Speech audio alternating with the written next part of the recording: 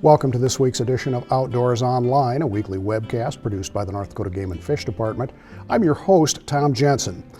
Well, if the weather stays like this, open water fishing's just around the corner. My guest this week is Jerry Weigel.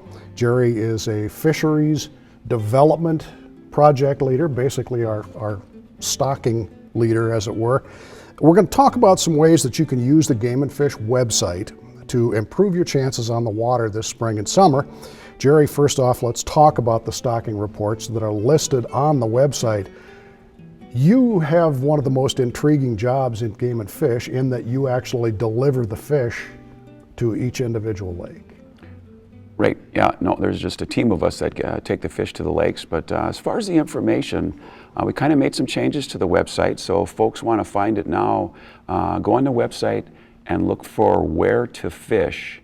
And once you're on there, you'll find a couple options to access the stocking data. One is printable PDF files that they can open up on their web browser on their computer. Also, if you want to have a stocking list for some reason on your smartphone when you're out and about, the same thing, PDF files will just download on your smart file. You can have that information with you all the time. And the stocking information is actually updated daily. So during the summer season when we're stocking fish, I mean, it's as up to date within days of the fish being stocked. And about the only thing this is really important for, it would say catchable trout when we're stocking trout in the spring. I know we get a lot of calls and folks want to know, hey, has so-and-so lake been stocked with trout? Because those fish are ready to catch as soon as they hit the water. So. This may seem pretty obvious, but let's talk about what people should look for when they go on the stocking reports and maybe what they should avoid actually for lakes. Well, the first thing is you know, the overwhelming majority of the fish we stock are, you know, a couple inches or smaller in length. So they're generally fish that are really for the future, 2-3 years away. Other than the catchable trout, you could use those as an indicator to look at stockings that have occurred in the past. Don't look for stockings this past spring or just even last year, because those fish will be far too small. And along those lines, folks might be aware that we stocked a certain lake and yet they don't see it on our stocking list. And what's going on there is if we're starting out brand new lakes and we've just got juvenile fish that are too small to be caught, we won't actually list it on our stocking list, because we only want to list lakes that are actually ready to catch, ready to go. So, what are they going to find when they log into these stocking reports? I mean, it actually tells you what species and the number of fish that are put into each individual lake. Right. Yeah, no numbers, the species. I don't think we list the date necessarily, but and it goes back 4 or 5 years. The year, though. The year, yes, and it goes back 4 or 5 years. And again, I want folks to key in. Other than trout, it's just a general indicator because we're pretty aggressive in our stocking. So if we're not stocking a lake, that doesn't mean we're giving up on it necessarily, because we hope through survey information that we find lakes that are actually reproducing enough on their own that we don't really need to stock. And in fact, a lot of our stocking is just a maintenance stocking.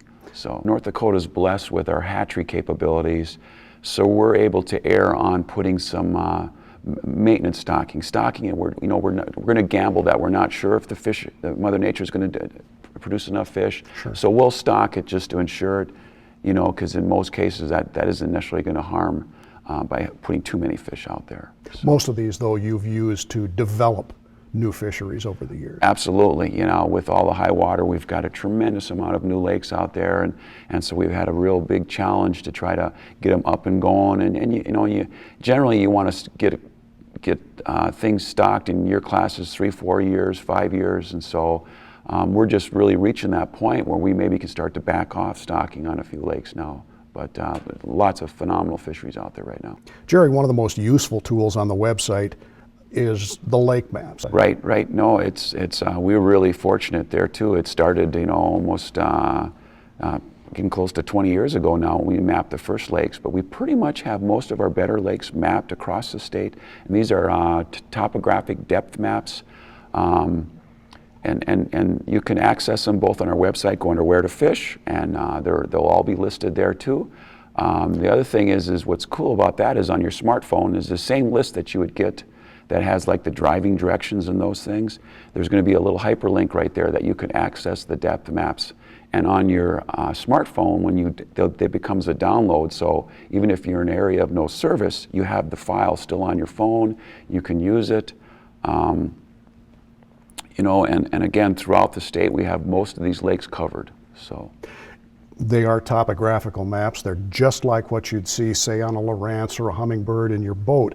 Now would be a good time, as open water starts to become available and things like that, to get together with fishing buddies and sit down, maybe go over a few maps. Here's a point here, or here's some deep water here. Maybe find some new places to fish. Well, and one little thing that's kind of real subtle on these printed maps is we actually have latitude, longitude grid lines, you know, which if you're using your GPS, it'll make sense. So you can actually mark a spot on a paper map, and you can actually turn that into a coordinate if you want, with not too much difficulty, and get fairly close to that. The other thing is I want to tell folks is all the lakes that we have on the website, as far as directions to them and that, they're going to be lakes that you can actually catch fish. If we have a lake that has either had a winter kill or you know, for some reason there's not fish of size yet, we actually don't list it on our website. So if they see a lake that they knew in the past had fish, and it doesn't show up, that's likely the case, that it's suffered some winter or summer kill, and we're just temporarily taking it off the list. You mentioned that these same services are available on your phone. They're not available, of course, on some of the old flip phones and things like that. You've got to have a smartphone. Right. Really, really handy. Well, and again, on a smartphone, because you basically have an internet browser on your smartphone the same way we do on our computer, you can access just the basic information on our website, the where to fish, whether it's the PDF files. But you also, if you go out, there's on ESRI, there's a link right on our website. You can actually download an app, and with that app, you can download, say, the topographic maps. You can download, you know, just a list of lakes across the state. And what it's going to be is you can actually use your smartphone. It'll turn its GPS on, and when you're actually on the water, you'll be able to see the contours right on your phone, and your GPS in your phone will triangulate where you're at, and it's really neat stuff. High technology fishing. Well, and again, the great thing is with all the new lakes, there's just a lot of people, where are these lakes at, and where's this stuff? And that's the other thing I want to point out is we try to list, as far as with the lakes, we list the driving directions to them that should get you to the public access, the public preferred way to get to the water.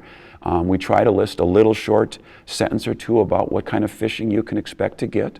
That's occurring, what size fish, just a couple general statements, and then again, any of the facilities, whether it has a boat ramp, a fish cleaning station, things like that. And again, these things are also available for the well-known Devil's Lake, Lake Sakakawea, which we have a lot of detail on the facilities that folks can expect to find there. All right, Jerry, thanks. You bet. As long as we're talking about open water fishing, we should remind you about boat registrations. If you purchased a new boat over the winter, you need to get it registered with the Game and Fish Department. For your convenience, you can register online and generate a 10-day temporary permit that's valid until the registration is processed. If you purchased a used boat from an individual, make sure you have proof of transfer of ownership, such as a photocopy of the previous owner's registration card, a canceled check, or a signed note from the previous owner stating the transfer of ownership. You can print out a registration form from the Game and Fish website at gf.nd.gov, mail that in with the proper fee and proof of ownership, or you can stop by the Game and Fish headquarters in Bismarck and take care of your paperwork. And here's another reminder, you need a new fishing license on April 1st. You can take care of that chore online, again at gf.nd.gov, or purchase a new one at various licensed vendors around the state. For Jerry Weigel and the rest of the staff here at North Dakota Game and Fish, thanks for joining us for Outdoors Online. We'll see you again next week.